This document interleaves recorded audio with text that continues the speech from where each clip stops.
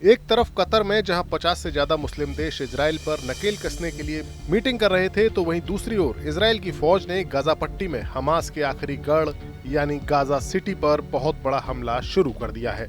अभी तक इजराइल इस शहर की बिल्डिंग्स पर बम बरसा रहा था, लेकिन अब उसने जमीनी हमले शुरू कर दिए हैं।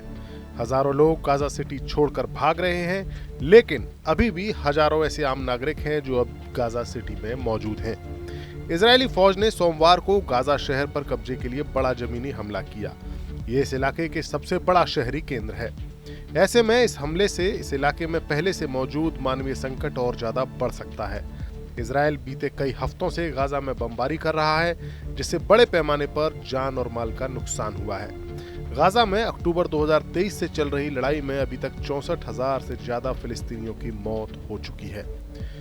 समाचार पोर्टल एक्सियोस ने इजरायली अधिकारियों के हवाले से खबर दी है कि गाजा में बड़े हवाई हमलों के बाद इजरायल की फौज की ओर से बड़े पैमाने पर जमीनी आक्रमण शुरू हुआ है।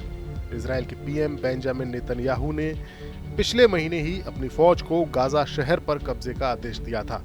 इसके बाद से गाजा पट्टी पर इजरायल की फौज की घेराबंदी बढ़ी हुई है। इससे बड़े पैमाने पर लोग विस्थापित हो रहे हैं और खाने पीने के सामान की कमी के चलते एक बड़ा मानवीय संकट खड़ा हो गया है। इजरायल के अक्टूबर 2023 से गाजा पर शुरू किए गए हमलों के बाद से 64,000 से ज्यादा फिलिस्तीनियों की मौत हुई है।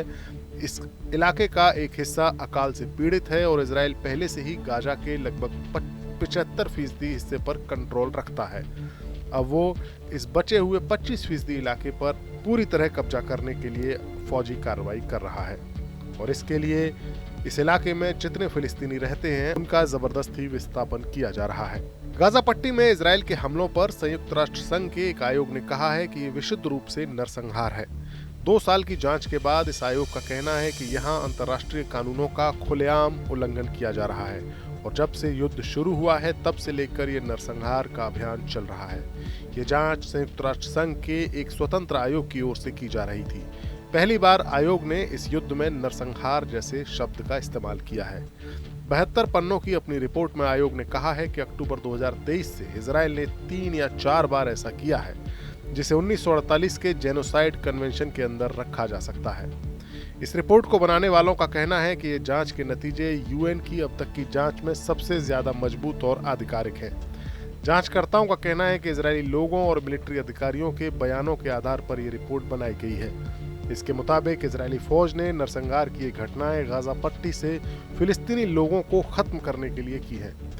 यूएन की जांच रिपोर्ट में कहा गया है कि इजरायल के राष्ट्रपति इजाक हेरजोग, पीएम बेंजामिन नेतन्याहू और पूर्व रक्षा मंत्री योआव गैलेंट ने नरसंहार को और ज्यादा उकसाया है और इजरायली अधिकारी इस उकसावे के खिलाफ कार्रवाई करने में नाकाम रहे हैं। इस रिपोर्ट में यह भी कहा गया है कि इन जघन्य अपराधों की जिम्मेदारी इजरायल के टॉप अधिकारियों पर है, लेकिन इस सब के बावजूद इजरायल गाजा में अपने मिलिट्री मिशन पर लगा हुआ है।